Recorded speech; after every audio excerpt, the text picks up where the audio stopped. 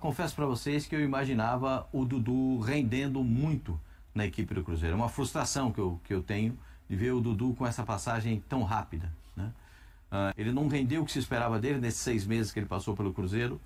Ele parece que não tinha todo o suporte que ele imaginava do grupo de jogadores, porque a manifestação do Leonardo Jardim foi nesse sentido, que o vestiário fala mais alto do que uma questão individual.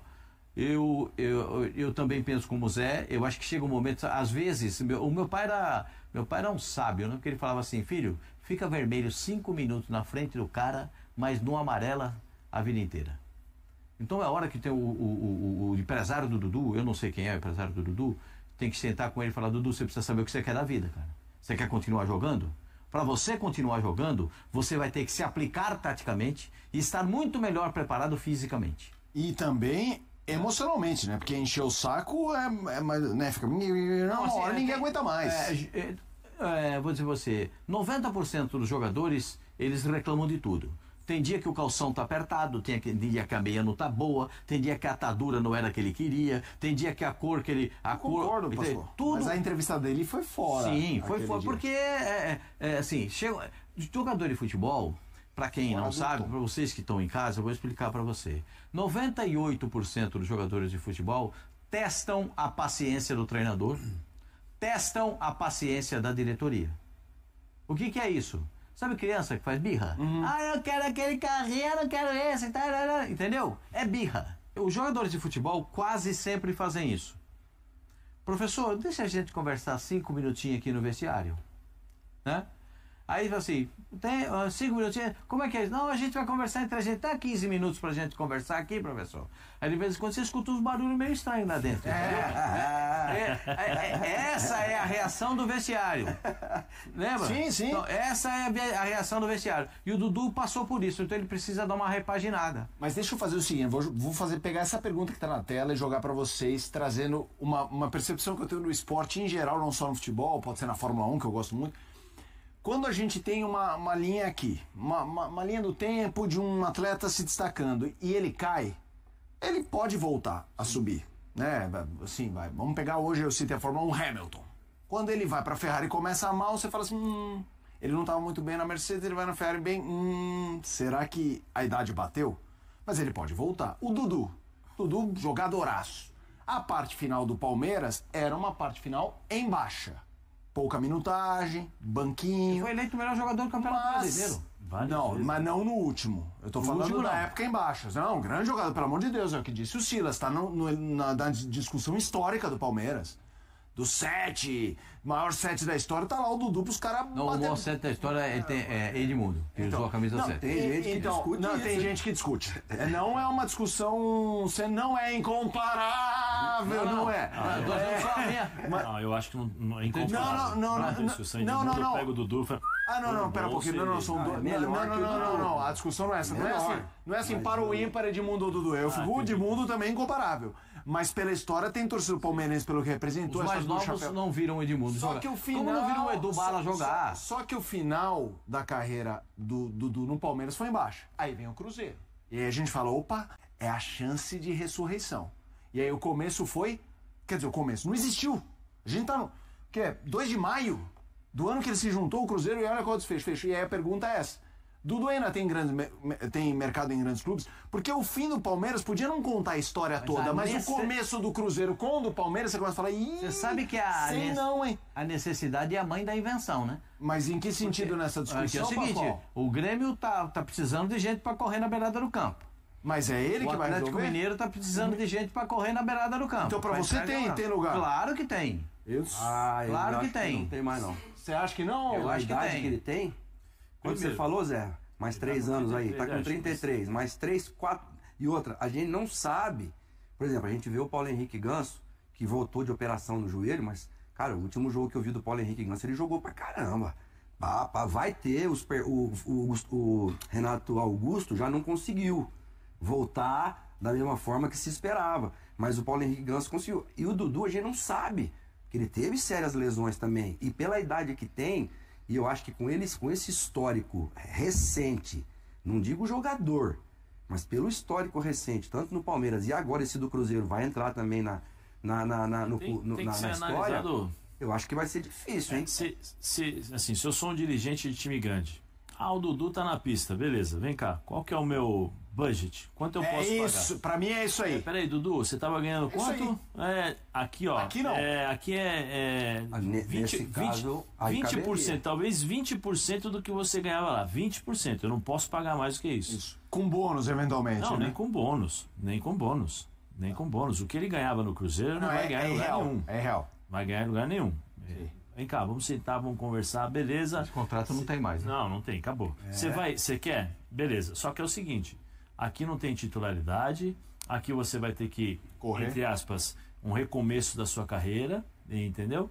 E a gente pode realmente abrir as portas para vocês. Agora, a realidade é essa, porque assim, se você ganha o que ganha o Dudu, um jogador ganha o que ganha o Dudu, vai no Cruzeiro, o cara tem que bater o escanteio, ir fazer o gol, pegar essa bola, colocar no meio campo, dar a saída de bola, roubar essa bola e fazer outro gol. Ganhar um título e a bola de ouro na ESPN. Porque é uma coisa absurda, é fora da realidade. E aí aqui não é crítica, fez não. O Pedrinho aceitou pagar. É isso aí. Quem está dizendo isso? É méritos do Dudu e do empresário que conseguiu fazer isso, fazer esse contrato. Mas a realidade dos grandes clubes hoje, quem é que pode pagar o que o Dudu recebe? Não, sim. E assim, eu lembro muito de uma das entrevistas do Landim. Ele falou assim, olha, o quadro do Gabigol mudou. Por quê? Porque ele queria ganhar o que ele acertou em 2019, né, o jogador de 2019, mas nós estamos em 2024. E ele não está jogando em 2024. Então, assim, nós confiamos nele. E ele também tem que confiar nele. Então, assim, vamos fazer o contrato de mais um ano. Você mostra pra gente que você pode jogar o que você jogou em 2019 e aí a gente já deixa automaticamente uma cláusula para melhorar. Isso eu falo no finalzinho, né? Porque antes eles tinham feito aperto de mão, programado lá para apresentar. Isso foi um dos motivos que deixou o Gabigol também pé da vida com o pessoal do Flamengo. Mas o Landim, eles analisaram isso daí. É momento, o custo e benefício. O Dudu hoje, custo-benefício e momento. Vai ser analisado isso. Não tem o que você... vai fazer o quê? Vou pagar pro Dudu e aí ele chega aqui e ele não consegue render? Vai jogar 5 minutos, 15 minutos, 45 minutos? Não vai, tem que ser um jogador intenso. Deve ter havido, né, Zé Pascoal e Fê, deve ter havido uma conversa lá interna no Cruzeiro para ajustar essa questão, por exemplo, do Gabigol com o Caio Jorge. Porque vocês lembram no Flamengo? O Flamengo jogava Gabigol e Bruno Henrique. Quem muitas vezes fazia a vez do centroavante de ir lá cabecear era o Bruno Henrique. E o Pedro e o Michael, os dois pedindo passagem. Entravam, faziam gols, fazia gol. Na final do Carioca, os dois que resolveram o Campeonato Carioca, Pedro e Michael. Aí o Bruno Henrique machuca e fica um ano parado. Quem que entra? Pedro e Gabigol. Mas o Gabigol vem fazer o segundo ali do lado direito. Tanto que ele faz o gol contra o Atlético Paranaense fazendo essa função de vir mais trabalhar o jogo, e o Léo Jardim fez justamente isso. Colocou o Caio Jorge, tanto que nos 2 gols do Caio Jorge ele vem por trás. No primeiro gol, o Caio Jorge poderia até ter servido ele. Que golaço, hein? Golaço. Primeiro gol, que golaço. E aí no segundo, o Gabigol dá o passe para ele dá o drible e o Gabigol tá aqui de novo. Se ele dá o passe, ou seja... Então, também tem um entendimento do treinador, pode ter conversado com alguém da comissão ou com o próprio Gabigol. O Gabigol é inteligente. O que aconteceu lá no Flamengo, Gabigol? É o primeiro gol. Aos 34, aí aos 37 vai fazer outro. Aí o 2x0 contra... Esse o Gabigol tá de camarote lá assistindo, ali. E agora olha o segundo. Então, já que o Gabigol chegou, eu queria aproveitar para começar a trazer Gabigol pra história. Olha lá, aí... Com o Flamengo. Olha o Gabigol de novo, ó. Olha lá. Rola pro lado, o Gabigol também ia fazer o gol dele. Mas começa com ele roubando a bola lá do lateral. Bela bola. Pra dentro e ele corre pra dentro da área para receber o passe. O Caio Jorge, me lembro que quando ele foi contratado, o pessoal perguntou, você acha que o Caio Jorge vai jogar? O Caio Jorge joga. O Caio Jorge é desse ramo futebol. Ele é bom jogador. É que às vezes as pessoas desconfiam muito. Eu também acho o Gabriel um bom jogador. Gabigol? O Gabriel é muito bom jogador. Eu também acho. Claro que sim. Você vê a ação dele, o Silas jogou nessa posição e pode falar melhor. Na hora do primeiro gol, ele dá um passo para trás pro centroavante entrar. Quer ver? Aí já são lances da partida. Mas o Pascoal, uma pergunta. pra gente começar a falar do Gabigol até nesse reencontro com o Flamengo, grande jogo da rodada. 2 times de G4, né? Líder e quarto colocado.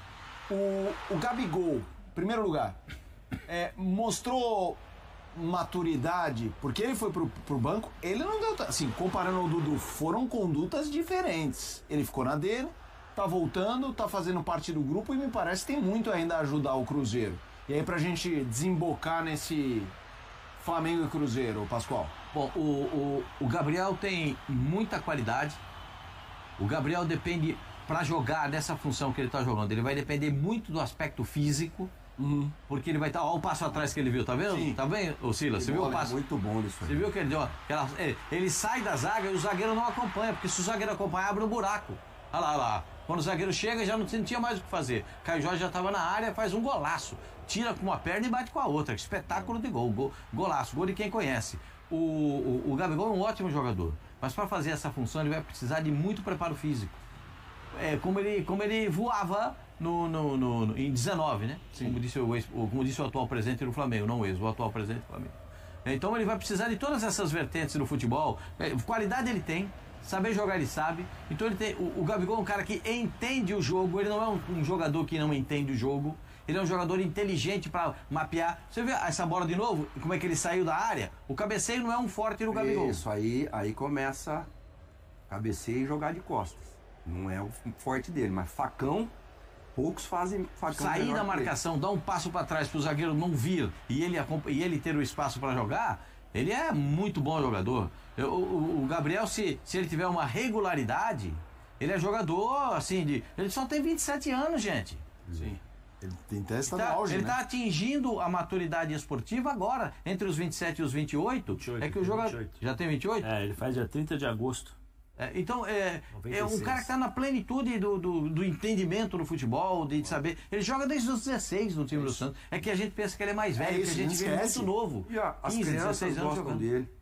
Nós tivemos no entrega da Bola de Prata da ESPN, eu fiquei conversando com ele atrás ali do backstage ali, ele, o Jorge Jesus, o cara sensacional, cara educado. Então assim, não tem por que você não torcer para um cara desse. Mas olha a diferença de comportamento nos momentos críticos. Sabe que não tá no melhor momento, vai correr atrás, que é o que ele tá fazendo. Vamos ouvir Pode jogar com o passado, né? Porque eu fiz aquilo ali ontem, hoje eu fico tranquilo. Não pode. Hoje em dia... Todo dia você tem que se provar, Hoje Zé. em dia, todo dia você tem que correr, senão você fica pra fora. Agora, o problema é que quando você encontra pessoas que... não, beleza, ele é o craque do time, pode deixa ele fazer o que ele quiser, fica tranquilo. Não. Você tem que tratar todo mundo igual. Aí você ganha o grupo. E acho que isso era um dos segredos do Jorge Jesus, que tratava todo mundo igual. Quantas vezes nós vimos aqui o Jorge Jesus entrar no campo ganhando? O Flamengo ganha de 5-0. O Jorge Jesus ia lá dentro do campo, depois da Discutindo com o Rafinha, um monte de coisa. com o Rodrigo Caio. Por quê? Porque ele queria deixar claro para todo mundo que ali todo mundo é igual. E eu acho que, por exemplo, no caso do Gabigol, ele foi muito inteligente. Inteligente. Peraí. Deixa eu ver. Ontem já foi diferente, já correu. A passada dele já estava diferente. Não era aquela passada com marra, né, Pascoal? Não, aquela passada pesada, aberta, tá com uma passada leve. Ontem já estava com uma passadinha um pouco mais leve, mas entendendo, porque o recado que foi dado com o Dudu foi muito grande. Foi. O recado foi muito grande e direto, entendeu? E sem margem de dúvida. Então... Chegou ao fim, oficialmente, a segunda passagem de Dudu pelo Cruzeiro. O clube e o atacante formalizaram, na tarde desta sexta-feira, a rescisão do contrato que se estendia até o final de 2027, o que o torna livre para se juntar a qualquer equipe. O principal obstáculo para a rescisão era o acordo financeiro, que foi resolvido com um acerto de pagamento multimilionário ao jogador. A multa estabelecida no contrato era de R$60 milhões e as partes já vinham negociando uma diminuição desse valor desde o início da semana. Inicialmente, Dudu não estava disposto a abrir mão da quantia integral, mas posteriormente sugeriu receber aproximadamente 50%. O Cruzeiro rejeitou essa proposta prontamente. Entretanto, após discussões com a equipe do jogador e analisando a situação do mercado, Dudu concordou em reduzir em quase 75% o valor da multa. Assim, clube e jogador chegaram a um acordo para um pagamento parcelado de aproximadamente R$15 milhões, quantia correspondente aos salários que Dudu teria direito até o encerramento do ano. Com a rescisão, o atacante está livre para negociar com outras equipes. Grêmio e Atlético Mineiro estão de olho no jogador para a próxima janela de transferências. Como ele não completou 7 jogos no Campeonato Brasileiro, Dudu pode se transferir para qualquer clube da Série A. Na quinta-feira ele também não participou da partida contra o Vila Nova pela Copa do Brasil. Caso a saída se confirme, ele poderá se juntar a outro clube na competição. Dudu foi assunto nas notícias do Cruzeiro nos últimos dias, especialmente após ter sido retirado do jogo contra o Vasco no fim de semana, após expressar publicamente sua insatisfação com a decisão de Leonardo Jardim de deixá-lo no banco. Essa situação foi o ponto de ruptura em um relacionamento que já havia se deteriorado ao longo de abril, especialmente após Dudu perder a posição de titular a partir do confronto contra o São Paulo. Sua atitude durante os treinos e nos jogos em que atuou não agradou a comissão técnica, resultando em seu afastamento, com a aprovação da diretoria do futebol. Nos dias que se seguiram, a equipe do jogador e a diretoria do Cruzeiro mantiveram mais de uma conversa para oficializar a rescisão do contrato até 2027. Durante esse processo surgiram interessados em contar com Dudu, sendo os principais até agora o Atlético Mineiro e o Grêmio, que já entraram em contato com sua equipe. No entanto, ambos aguardavam uma definição entre o atacante e o Cruzeiro antes de iniciar negociações concretas. E aí, galera? O que acharam? Deixem nos comentários. Não se esqueçam de deixar o like e de se inscreverem no canal e acionar o sininho para receber as notificações. Até mais, Nação Celeste! Vamos pra frente!